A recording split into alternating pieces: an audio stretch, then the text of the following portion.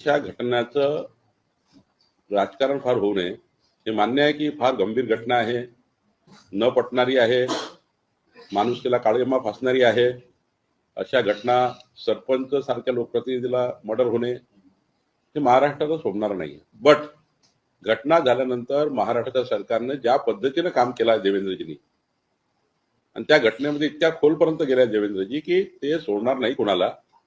त्यामुळे आता political intervention खूप जास्त करून तिथे जाणारे लोक ज्या पद्धतीने मीडियामध्ये बोलतात, एक दिवसाकडे जातात, सहानुभूती मिळतात, वापस येतात. ते गेलं पाहिजे, आमचं काही म्हणणं नाही.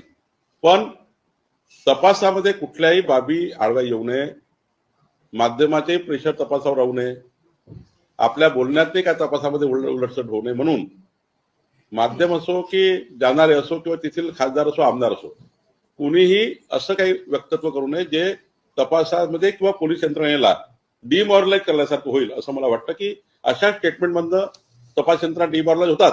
त्यातून मग मला वाटतं की तपासाला त्या ठिकाणी जी आपल्याला आवश्यकता आहे ती पूर्ण होत नाही. बीड जिल्ह्याचं पालकमंत्रीपद राष्ट्रवादीकडे हे पूर्वी होतं, आताही त्यांनी मागितलेलं आहे त्यांच्या यादीमध्ये. आणि त्यांना जेव्हा ते जाईल त्या ठिकाणी पालकमंत्री कोण नेमाचा अधिकार त्यांच्या पक्षात आहे. त्यामुळे त्या पक्षाने निर्णय करायचा. पक्षानंतर शरद पवार आणि भुजबळ जे आहेत ते एकाच मंचावर आहेत, त्यामुळे पुन्हा राष्ट्रवादी दोन्ही एकत्र येईल असं सगळ्या चर्चा सुरू झाली. नाही, मी आधी सांगितलं, कालही सांगितलं की मनभेद नसलेला महाराष्ट्र हवा आहे.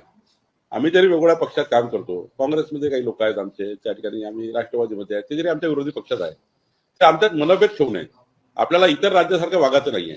मतभेद नक्की आहे, मतभेद आहेत, त्यांच्या पक्षाचा विचार वेगळा आहे, आमचे विचार वेगळे आहे, पण मनभेद एवढे होऊ नये की आपण या महाराष्ट्राची संस्कृती संस्कार बिघडत जाईल. या महाराष्ट्राचे संस्कार संस्कृती कायम राखणे आमची जबाबदारी आहे. त्यामुळे मग उद्धव ठाकरे साहेब असतील, शरद पवार साहेब असतील, काँग्रेस असेल किंवा आमचे मित्र पक्ष आहे, आम्ही कुठेही असे मनभेद आमच्याकडनं करणार नाही की विरोधकाला त्या ठिकाणी म्हणजे काहीतरी या महाराष्ट्रात चुकीचं घडत आहे, बाहेर राज्यासारखं घडतं असं वाटणार नाही. आमच्याकडनंच आम्ही पुढाकार घेतो आहे की मनभेद न ठेवता आपले पक्षाचे किंवा विकासाच्या कामात जे काही विरोधक म्हणून त्यांची जबाबदारी ते पार पाडतील, सरकारनं आमची जबाबदारी पार पाडू, पण राज्यात मनभेद राहणार नाही याची काळजी घेऊ. देवेंद्र फडणवीस यांची ज्या पद्धतीने महाराष्ट्राच्या राजकारणात पकड आहे तशी त्यांच्या प्रशासनात देखील पकड पाहायला मिळते. देवेंद्रजींनी या राज्यामध्ये 14 ते 19 मध्ये उत्तम मुख्यमंत्री म्हणून कार्य केलं. देशातलं उत्तम मुख्यमंत्री म्हणून त्यांना अनेक सन्मानही मिळाले. देवेंद्रजीचा ग्रास्पिंग हे संपूर्ण त्या ठिकाणी प्रशासनावर आहे. जनतेची नाडी ओळखणारा, म्हणजे धुळ्यातल्या जनतेला काय आवश्यकता आहे, गडचिरोलीच्या जनतेची काय डिमांड आहे, या संपूर्ण त्यांच्या प्रवास आणि संवादामध्ये देवेंद्रजींनी त्यांच्या पॉलिटिकल आयुष्यामध्ये म्हणजे मुख्यमंत्री होण्यापूर्वी आणि मुख्यमंत्री झाल्यावरही ज्या पद्धतीने महाराष्ट्राचा प्रवास आणि संवाद केला आहे, जेव्हा प्रवास आणि संवाद करतो नेता तेव्हा त्यांना कळतं महाराष्ट्राची नाडी काय आहे. देवेंद्रजीचं खरं काय आहे, त्यांनी संपूर्ण राज्यभर अनेक वेळा प्रवास केला, त्यातनं जी महाराष्ट्राची नाडी त्यांनी ओळखली, त्यावर त्यांनी प्रशासनामध्ये चांगली पकड मिळवली. आणि आता एक उत्तम मुख्यमंत्री म्हणून खरं तर मोदीच्या संकल्पाला महाराष्ट्र साथ देईल असे मुख्यमंत्री देवेंद्र फडणवीस जी आहेत.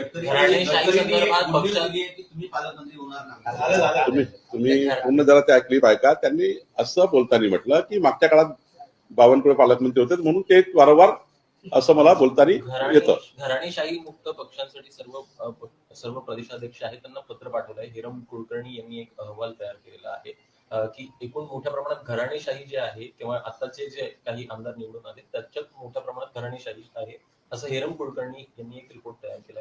याकडे कशा प्रकारे बघता?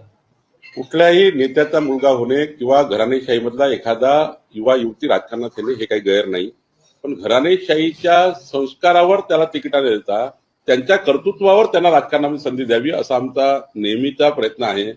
एखाद्या व्यक्तीचा मुलगा असणे किंवा मुलगी असणे हे काही चुकीचं नाही आहे, पण त्याच्यात कर्तृत्व असेल तर त्याला नक्की संधी दिली पाहिजे असं आमचं धोरण आहे.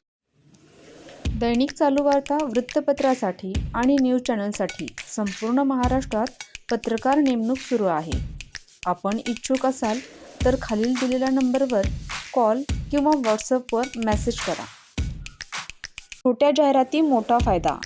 आता आपण आमच्या वृत्तपत्राला, न्यूज पोर्टलला आणि यूट्यूब चॅनलला फक्त 499मध्ये वाढदिवस, उद्घाटन सत्कार, नियुक्ती, जागेविषयक, शैक्षणिक, व्यवसाय, धंदा, सल्ला, मार्गदर्शन,